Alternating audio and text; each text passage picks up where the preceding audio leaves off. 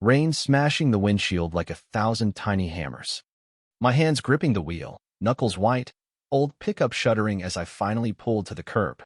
Out there, tucked under the blinking shelter, was a woman in medical scrub, shoulders shaking, not from cold, but from some sadness so raw you could feel it through the glass. I almost drove on. I mean, my little girl was waiting. I had maybe 20 minutes to pick her up, but something about that woman, the way she held herself like the last soldier left in a battle, stopped me cold. I rolled down my window. Need a ride? I figured she'd tell me no, that I looked like trouble. Instead, she locked eyes with me, yes, so exhausted you'd think she'd lived a dozen lifetimes in one night, and quietly nodded. Yeah, that's how it all started, that rainy Tuesday in Portland. A guy who'd quit believing in love but couldn't close his heart to his daughter, and her, a nurse who'd lost everything but the kindness that made her who she was. My name's Michael Bennett. I measure my life in sawdust and promises, you know what I mean? I get up before dawn, careful not to wake my 9-year-old, Emma whole world since her mom left 6 years back. I work downstairs, the whole place smelling like pine and glue, every chair and table I build holding a piece of me I don't have words for. Our mornings are a ritual. Her bowl, my mug, some pink hair ends stuck to my rough fingers as I try and fail at another French braid, her giggles making it all worth it. My ex, Catherine, is long gone. New York dreams, corporate ladders, faded phone calls. I never badmouth her to Emma. I just fill albums with pictures of us, beach days, park runs, afternoons in my shop, her toolbox painted that blinding yellow. Folks in our building know me as the handyman. I fix what I can for whoever needs it, never asking for a cent more than the parts. The old couple upstairs, Mrs. Abernathy, and her cookies, she got a step stool from me, sturdy as the day is long. The single mom across the hall? That wobbly table of hers doesn't wobble anymore. Money's always tight. My ledger's got more yellow highlights and underlines than a college textbook in Emma's art class, her insurance, my lunch skip so she can get the fancy clay for her school project. At night, after the bedtime story, kisses, her endless questions, I sit at my workbench, sometimes making enough pasta for 3 before remembering it's just us now. Friends tell me to try dating again, but I just smile and point at the stack of jobs I have to finish. Truth is, my heart's like the old oak I use, sealed up tight, useful, but I don't let new marks in easy. Friday nights are ours, Rocky Road ice cream, Monopoly, me accidentally letting Emma win Park Place. When her class had a parent show and tell, we brought the dollhouse we built together, her pride shining brighter than any paycheck I've ever brought home. And yet, walking in the park, seeing couples hand in hand, I feel this ache, a silent kind of longing, before calling Emma over to check out the ducks. I have books on carpentry projects I'll probably never make, headboards, hope chests, all dreams on hold for rent money and school shoes. Some nights I just watch Emma sleep, thinking about all the decisions I have to make alone, hoping I'm doing right by her, wishing there was someone to share the weight. A few miles away, Sophia Chun was ending a 14-hour shift at Portland County Hospital. 6 months ago, she was Dr.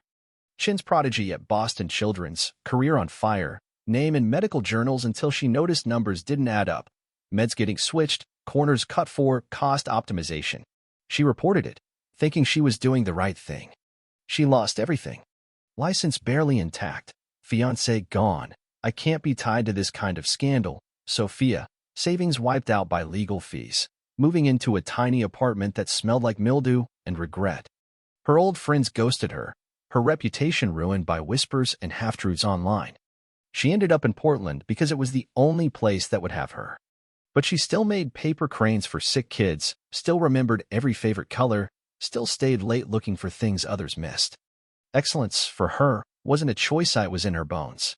Walking home that night, phone dead, rain coming down like punishment, she held onto the last photographs of her grandmother, the ink running blue in her purse. The bus wasn't coming. She was stuck, wet, and so damn tired until I rolled up, window down, asking if she needed a ride. My truck was old but clean. I didn't ask questions. She didn't offer answers. When my phone rang and Emma needed help with homework water cycle, something about clouds and rain, Sophia leaned over, explaining it in a way only a nurse could. The sun gives water little wings, and when they get cold, they fall back as rain. Emma squealed with delight. That moment, I swear, was the first time Sophia smiled in months. She tried to pay me, but I waved it off. Pay it forward. She lingered in the rain, just standing there, like my act of kindness weighed more than any title or award she'd ever earned. 3 days later, my phone buzzes. Emma's had a playground accident. I rush to the ER, heart pounding, worst fears in my head. There, in the exam room, is Sophia. The rain lady. Emma beams. Sophia kneels, all professional, gentle, steady. She's going to be fine, Sophia says, promising a popsicle if Emma's good. Watching her, I see how the other nurses look to her for guidance. She's new, but she's already the go-to. A couple weekends later, I'm at the farmer's market selling crafts with Emma. Through the crowd, I spot Sophia picking through veggies, buying just enough for one. Emma waves her over. We make everything ourselves, she brags. Sophia admires a cutting board, fingers tracing the grain, but leaves it behind. That night, I make a smaller one and ask me why. Just did. Spring brings us all to the community garden. Emma and I working our patch, Sophia trying and failing with hers until Emma, with 9-year-old wisdom, declares, "You're drowning them." Dad says plants need room, too. Sandwiches get shared on a splintery bench, Emma chatting away as Sophia and I sneak glances at each other, realizing maybe we both needed this whatever it was. When Emma's science project hits a wall, I swallow my pride and ask Sophia to help. Her medical know-how turns the kitchen into a glitter-filled lesson on germs, and for the first time in years, I laugh. Dinner follows, all three of us crammed in my tiny kitchen. After, with Emma asleep, Sophia hands me a plate, quietly says, "You've done an amazing job with her." It hits me harder than I'd like to admit. One afternoon, dropping off a bookshelf at the hospital, Sophia finds me mid-explanation with the staff, brings me coffee, and our hands brush something passing between us, honest and scary. Later, Emma invites her for Sunday dinner, and Sophia shows up with her grandma's apple crumble.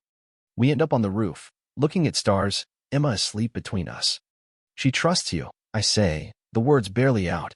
"Kids know who's real," Sophia answers. It's the truth. But nothing stays perfect. I hear nurses whispering about Sophia's past Boston, the scandal, the blacklisting. I find her being confronted by some jerk in a suit. When I ask, she lays it out. She blew the whistle, lost it all, and still stands by her choice. I snap, afraid she'll leave, like Catherine did, that we're just some rehab project for her. Sophia's face hardens. Not everyone leaves, Michael. Some of us get left, too. After that, I pull away, making excuses. Emma's confused. A letter from Sophia sits unopened on my dresser. Then, at the school art show, Emma's drawing shows us three as a family. Something in me cracks. I try to call Sophia, but her number's dead. Turns out she's leaving, heading back east, her name cleared, old job offered back. "I lost everything but myself," she tells me. "You were the first real home I ever had." I can't find the words. A couple weeks drift by. Emma gets sick, scary sick, fever spiking, ER wait endless. Suddenly Sophia appears, back from Boston, running the show. She diagnoses Emma, saves her, then slips back into the night, tired but still standing. I find her later and finally listen, staying in Portland, donated her settlement, just trying to build something good. I confess I pushed her away because I was afraid. Emma, wise beyond her years, asks if we're friends again. Sometimes grown-ups forget what matters, Sophia tells her, adjusting her for. But we remember when it counts. Emma recovers. At home, I find her wishing a drawing, her and Sophia together. It hits me. By walling myself off, I've been denying both of us the family we want. We build Sophia a medicine cabinet, carve her initials inside. At her new place, we deliver it, along with a note, "Healers need healing too." Sophia's eyes well up. Emma tugs her sleeve. "Dinner tonight?" Sophia smiles, looks at me. Building anything real takes time. And patience, I add. 6 months later, her walls are decorated with my crafts, her fridge with Emma's art. Our garden flourishes. Sophia runs a free clinic out of my workshop. Sunday dinners become a thing, neighbors coming by, laughter echoing up the stairwell. The wedding ring I used to hide is now a pendant she sometimes wears, not erasing what came before, just making it part of what we're building. When Boston calls again, we open the letter together and decide her place is here, making a difference. On the anniversary of that stormy night, we break ground on a bigger clinic and shop. Kids tour the place. Sophia and I steal quiet moments, our understanding growing deeper with every new day. Sometimes you have to lose your way to find your purpose, I tell her, watching the rain fall. Sometimes you have to lose everything to realize what really matters, she answers, squeezing my hand. One more time, rain drums the windows as I pull my truck to the curb. But now, Sophia stands waiting, Emma between us, 3 sets of muddy boots by the door, a family built not by accident, but by daily choice. Some storms wash away what you thought you needed, revealing what you can't live without. True love isn't about perfection. It's about who stays, who chooses you, even when it's hard.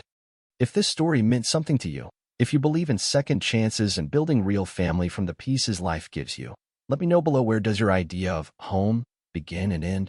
What would you risk for the people you love?